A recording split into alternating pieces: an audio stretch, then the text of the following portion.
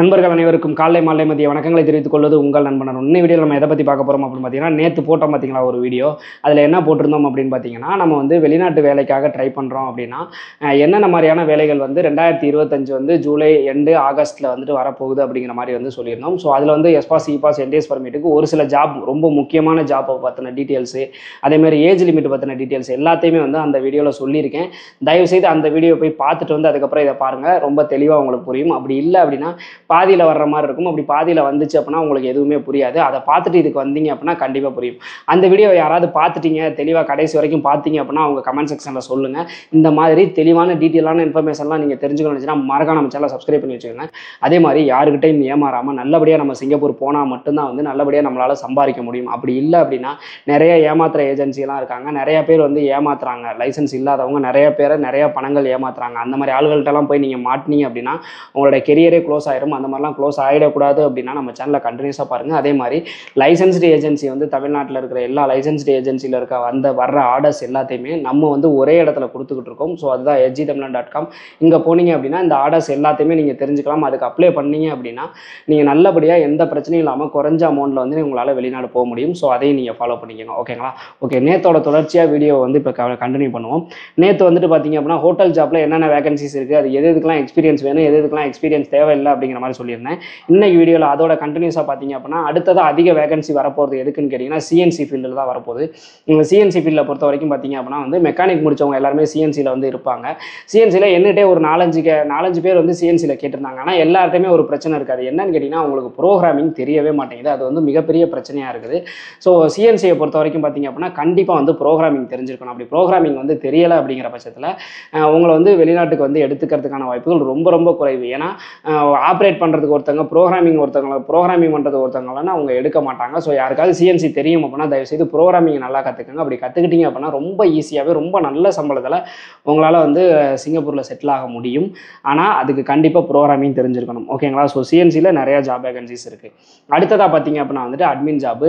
நேற்று வீடியோவில் நம்ம சொல்லியிருந்தோம். அதாவது கேர்ள்ஸுக்கு நம்ம ஜாப் வேகன்சி சொல்லுவோம். கேர்ள்ஸுக்கு எங்கெங்கெல்லாம் வேகன்சி இருக்கோ அந்த இடத்துல கேர்ள்ஸையும் நம்ம மென்ஷன் பண்ணிடுவோம் அப்படிங்கிற மாதிரி சொல்லியிருந்தோம். அதே மாதிரி அட்மின் ஜாப்பை பொறுத்த வரைக்கும் பார்த்தீங்க அப்படின்னா வந்துட்டு கேர்ள்ஸுக்கு நிறைய வேகன்சிஸ் இருக்குது. அதுக்காக பசங்களை எடுக்க மாட்டாங்கன்னா பசங்களையும் எடுப்பாங்க. ஆனால் நீங்கள் அட்மின் ஜாப் போகிறீங்க அப்படின்னா இங்கிலீஷ் வந்து மஸ்ட்டாக இருக்கணும். அதே மாதிரி மோஸ்ட்லி வந்து அட்மின் ஜாப்புக்கு எக்ஸ்பீரியன்ஸ் கேட்குறாங்க. ஏன்னு கேட்டிங்க அப்படின்னா அட்மின் ஜாப்னா சாதாரணம் கிடையாது.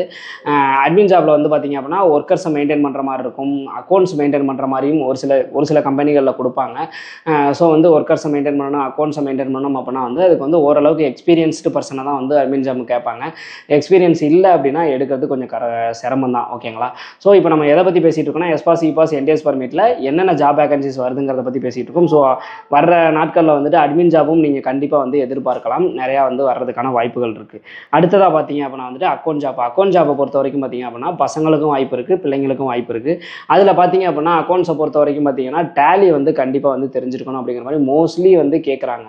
அக்கௌண்ட் ஜாப்பை பொறுத்த வரைக்கும் டேலி கேட்குறாங்க. நல்ல எக்ஸ்பீரியன்ஸ்டு பர்சனாக தான் வந்து அக்கௌண்ட் ஜாப்பை பொறுத்த வரைக்கும் கேட்குறாங்க. மோஸ்ட்லி அக்கௌண்ட்ஸுக்கு வந்துட்டு பார்த்திங்க அப்படின்னா பொண்ணுங்களை தான் வந்து ரெஃபர் பண்ணுறாங்க கம்பெனி. அதே மாதிரி இந்த பொண்ணுங்க அப்படின்னு வர்றப்ப பார்த்திங்க அப்படின்னா எந்த ஜாபுக்காக இருந்தாலுமே மோஸ்ட்லி என்ன கேட்குறாங்க அப்படின்னா குட் லுக்கிங் கேட்குறாங்க, ஒயிட் ஸ்கின் கேட்குறாங்க, ஏஜ் லிமிட் ரொம்ப கம்மியாக கேட்குறாங்க. இது எல்லாமே கேட்குறாங்க. இது எதுக்காக கேட்குறாங்க அப்படிங்கிறது எனக்குமே புரியலை. ஆனால் மோஸ்ட்லி வர்றதில் பார்த்திங்க அப்படின்னா அந்த ஆர்டர்ஸ்லேயே வருது good looking, white skin, age limit வந்து கம்மியாக கேட்குறாங்க. ஸோ இந்த மாதிரிலாம் இருக்கணும். ஃப்ளூயன்ட் இங்கிலீஷ் இருக்கணும்னு சொல்கிறது கூட ஒத்துக்கலாம். ஏன்னா சப்போஸ் ஆஃபீஸுக்கு வந்து நிறைய பேர் வருவாங்க, இல்லை கால்ஸ் வரும். அட்மினா மோஸ்ட்லி கால்ஸும் அவங்க தான் எடுக்கிற மாதிரி இருக்கும். ஸோ அப்படிங்கிறப்ப ஃப்ளூயன்ட் இங்கிலீஷ் கேட்குறது கூட நான் ஒத்துக்குவேன். ஆனால் இது எதனால் வந்துட்டு இந்த ஒயிட் ஸ்கின்னு குட் லுக்கிங்லாம் கேட்குறாங்கன்றது தெரியல. அது பொண்ணுங்களுக்கு மட்டும்தான் அந்த பிரச்சனை வருது, பசங்களுக்கு வர்றது கிடையாது. நல்ல டேலண்டான பர்சனாக இருக்காங்க, ஆனால் வந்து அவங்க குட் லுக்கிங் இல்லைன்னா எடுத்துக்க மாட்டாங்களா? இது என்ன நியாயம் அப்படிங்கிறது எனக்கு தெரியலை. ஆனால் கம்பெனி என்ன ரூல்ஸோ அதுதான் company as per company rules அப்படின்ட்டுருவாங்க. வேறு நம்ம எது கேட்டாலும் அப்படி தான் சொல்லுவாங்க. இருந்தால் கொடுங்க, இல்லைன்னா விட்டுருங்க அப்படிங்கிற மாதிரி சொல்லுவாங்க. ஸோ அதை நம்ம ஒன்றுமே பண்ண முடியாது. ஸோ நீங்கள் அக்கௌண்ட் ஜாப்புக்கெலாம் போகிறீங்க அப்படின்னா ஓரளவுக்கு டேலி நல்லாவே தெரிஞ்சிருக்கணும். எக்ஸ்பீரியன்ஸ் இந்த அக்கௌண்ட் ஜாப்புக்கும் கண்டிப்பாக எக்ஸ்பீரியன்ஸ் மினிமம் 2 to 3 years அதே எக்ஸ்பீரியன்ஸ் இருக்கணும் அப்படிங்கிற மாதிரி கேட்பாங்க. யாருக்காவது அக்கௌண்ட் ஜாப்பில் எக்ஸ்பீரியன்ஸ் இருக்குது அப்படிங்கிறப்ப கண்டிப்பாக நீங்கள் ஆரம்பம்லாம் எடுத்து வச்சுருக்கீங்க, உங்களோட டாக்குமெண்ட் கரெக்டாக இருக்குது அப்படின்னா கண்டிப்பாக உங்களுக்கு வர்ற நாட்களில் சிங்கப்பூர் போகிறதற்கான யோகம் அதிகமாக இருக்குது. கடைசியில் வந்து ஜோசியக்காரனை மாதிரி மாற்றிட்டாங்க நம்மளை. ஓகே, அடுத்ததாக பார்த்தீங்க அப்படின்னா சிவில் ஃபீல்டை பொறுத்த வரைக்கும் பார்த்தீங்க அப்படின்னா இந்த சிவில் இன்ஜினியரிங் முடிச்சுட்டு நிறைய பேர் வந்து இங்கே இருப்பாங்களா, அவங்க எல்லாருக்குமே வந்துட்டு பார்த்தீங்க அப்படின்னா நிறையா வேகன்சிஸ் வருது. ரெகுலராக போட்டுக்கிட்டு தான் நம்மளும் இருக்கோம். சிவில் ஃபீல்டை பொறுத்த வரைக்கும் சிவில் வந்து இன்ஜினியர், ஸ்ட்ரக்சரல் இன்ஜினியர் வந்து நிறைய பேர் கேட்குறாங்க. அதே மாதிரி டிராயிங் தெரிஞ்சிருக்கணும் அப்படிங்கிற மாதிரி கேட்குறாங்க. ஸோ இதெல்லாம் தெரிஞ்சிருக்கு அப்படிங்கிற பட்சத்தில் சிவில் ஃபீல்டில் வந்துட்டு நிறைய ஜாப் வேகன்சிஸ் இருக்குது. நீங்கள் வந்து ஈஸியாகவே வந்து உங்களால் வந்து சிங்கப்பூர் போயிட முடியும்.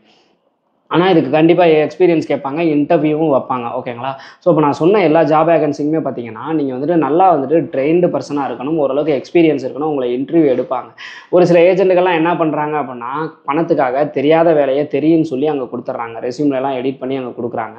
அந்த ஒர்க்கரும் எல்லாத்துக்கும் மண்டையாட்டிட்டு அங்கே போயிடுறாரு. அங்கே போனதுக்கப்புறம் அவங்க சொல்கிற வேலையை செய்ய முடியலை அப்படிங்கிற பட்சத்தில் அவங்களை திருப்பி அனுப்பிடுறாங்க. இதனால ஏஜென்சி சைடில் இருந்தும் அமௌண்ட் சரியாக வாங்க முடியாது.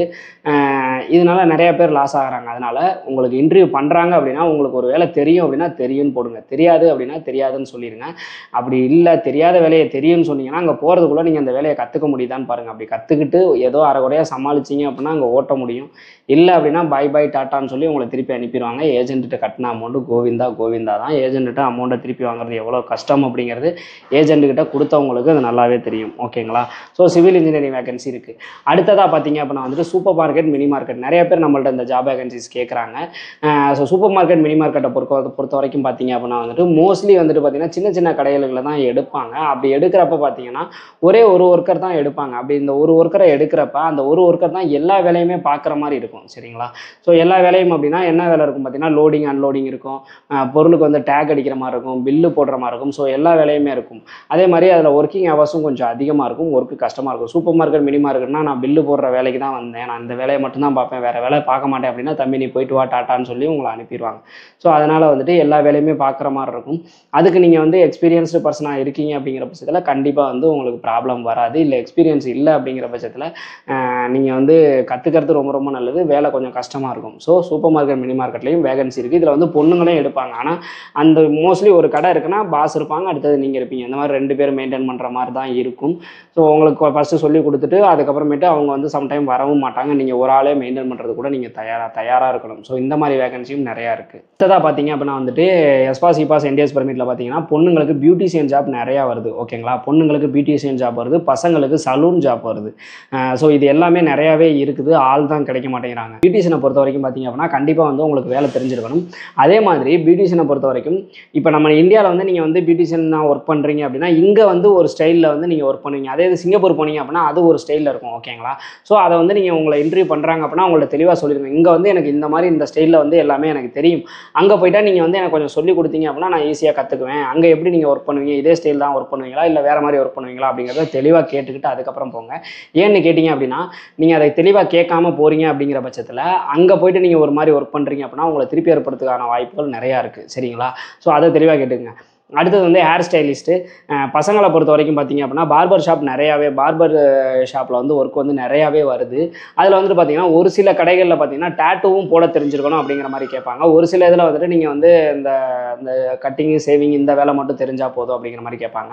அதே மாதிரி சலூன் வந்து எந்த மாதிரி சலூன் அப்படிங்கிற மாதிரி கேட்டுங்க. அதாவது பசங்களும் பொண்ணுங்களுக்கும் கட் பண்ணுற மாதிரி இருக்குமா, இல்லை பசங்களுக்கு மட்டும்தானா, இல்லை பொண்ணுங்களுக்கா அப்படிங்கிறத தெளிவாக கேட்டுக்கோங்க. ஏன்னா ஒரு சிலருக்கு பார்த்தீங்க அப்படின்னா பசங்களுக்கு மட்டும்தான் பண்ண தெரியும், பெண்களுக்கு வந்து பண்ண தெரியாமல் இருக்கும். அப்படி இருக்கிறப்ப அது வந்து யூனிசெக்ஸ் சலூனாக இருந்துச்சு அப்படிங்கிற பட்சத்தில் நீங்கள் லேடிஸுக்கும் கட் பண்ணுற மாதிரி வந்துச்சு, உங்களுக்கு வேலை தெரியலை அப்படின்னா நீங்கள் ப்ராப்ளமை ஃபேஸ் பண்ணுவீங்க. அதனால் சலூன் ஜாபுக்கு போகிறப்ப அதில் வந்து பசங்க மட்டுமா பொண்ணுங்களுமா இல்லை டேட்டூ போட தெரியுமா இந்த டீட்டெயில்ஸ்லாம் எல்லாத்தையும் தெளிவாக கேட்டுக்கிட்டு நீங்கள் போனீங்க அப்படின்னா எந்த ப்ராப்ளம் இல்லாமல் அங்கே வந்து உங்களால் சர்வே பண்ண முடியும். அடுத்ததாக பார்த்தீங்க அப்படின்னா நெக்ஸ்ட் வர நாட்களில் வந்து அதிகமாக வந்து ஜுவல்லரி ஷாப்புக்கு வந்துட்டு வேகன்சி வருது. ஜுவல்லரி ஷாப்பை பொறுத்த வரைக்கும் பார்த்தீங்க அப்படின்னா ஃப்ரெஷரை கண்டிப்பாக எடுக்க மாட்டாங்க.